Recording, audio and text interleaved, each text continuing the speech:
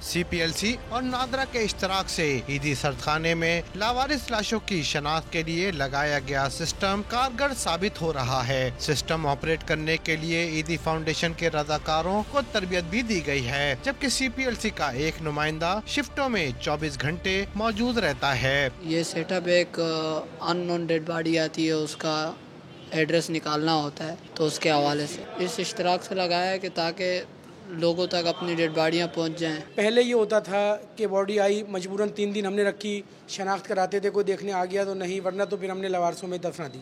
लेकिन ये जब से सिस्टम लगा है नादरा का, वर्षा की तलाश में मदद बहुत मिलती है। इससे बॉडी आती है, हम फिंगरप्रिंट्स लेते हैं, 2 से 3 दिन में वहाँ से रिजल्ट आ जाता है।